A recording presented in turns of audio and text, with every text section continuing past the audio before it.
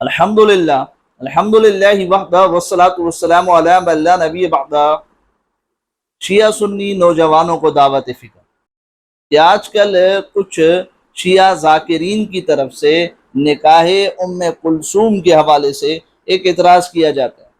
وہ اعتراض یہ کیا جاتا ہے کہ جی حضرت عمر رضی اللہ تعالیٰ عنہ کی عمر تو کافی بڑی تھی، اور ام کلثوم جو سیدنا علی رضی اللہ تعالیٰ عنہ کی بیٹی تھی ان کی عمر کافی چھوٹی تھی، تو کس طریقے سے سیدنا علی رضی اللہ تعالیٰ عنہ اپنی بیٹی کا نکاح سیدنا عمر رضی اللہ تعالیٰ عنہ سے کر سکتے ہیں؟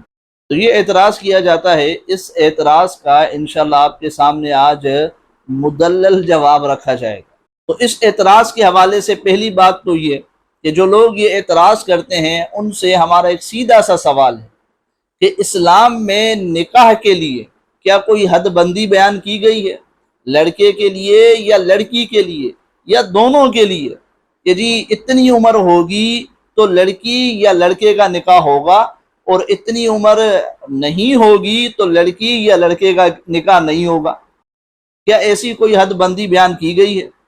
اگر بیان کی گئی ہے تو آپ ذرا ثبوت پیش کریں قرآن سے یا نبی علیہ الصلوۃ والسلام کی حدیث سے، یا چلیں شیعہ مذہب سے ہی پیش کر دیں، لیکن پیش تو کریں نا پہلے۔ دوسری بات اس اعتراض کے حوالے سے کہ جو لوگ یہ اعتراض کرتے ہیں ان سے ہمارا سیدھا سا سوال ہے کہ سیدہ فاطمہ رضی اللہ تعالی عنہا کی نکاح کے وقت عمر کیا تھی جب ان کا نکاح سیدنا علی رضی اللہ تعالیٰ عنہ کے ساتھ ہوا؟ شیعہ مذہب کی روایات کے اندر 9 سال عمر لکھی گئی ہے۔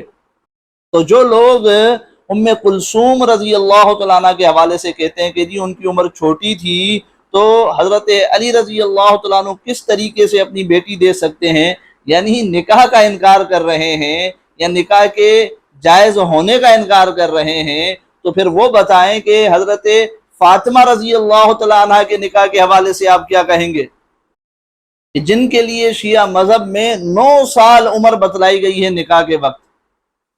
پھر تیسری بات کہ اس نکاح کو ماننے سے آخر انکار کیوں کیا جا رہا ہے؟ کیوں انکار کیا جا رہا ہے کہ بھئی اگر اس نکاح کو مان لیا جائے تو کیا ہوگا؟ آپ نے ذرا اس پر غور کیا؟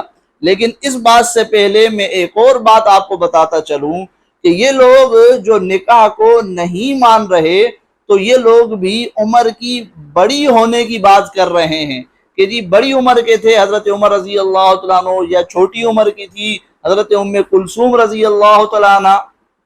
یہ اعتراض کر رہے ہیں، یہ نہیں کہہ رہے کہ جی روایات ہی صحیح سند کے ساتھ ثابت نہیں، یہ نہیں کہہ رہے۔ کیوں؟ کیونکہ ان لوگوں کو بھی پتا ہے کہ صحیح سند کے ساتھ روایات موجود ہے، چاہے شیعہ کتابوں میں ہوں چاہے سنی کتابوں میں ہوں، علماء نے صحیح تسلیم کیا ہے ان روایات کو، تو روایات کا انکار نہیں کر رہے بلکہ اپنی طرف سے اعتراضات گھڑ کے اس نکاح کے حوالے سے لوگوں کے ذہنوں میں وسوسے ڈال رہے ہیں۔ تو بہرحال سوچنے کی بات یہ ہے کہ آخر اس نکاح کو ماننے سے انکار کیوں کیا جا رہا ہے؟ اگر اس نکاح کو مان لیا جائے تو کیا ہوگا؟ کیا آپ نے اس حوالے سے سوچا ہے؟ چلے ہم آپ کو بتاتے ہیں۔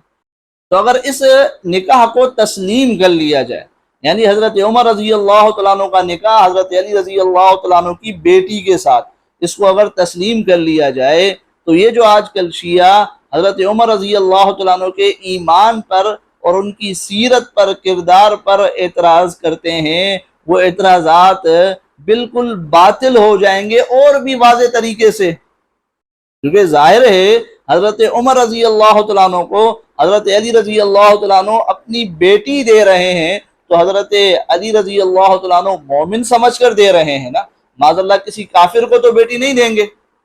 اور پھر حضرت علی رضی اللہ تعالیٰ عنہ جس کو اپنی بیٹی دیں گے تو ظاہر ہے ایسے شخص کو دیں گے جو شریعت پر عمل کرنے والا ہو، جس کا کردار اچھا ہو، سیرت اچھی ہو۔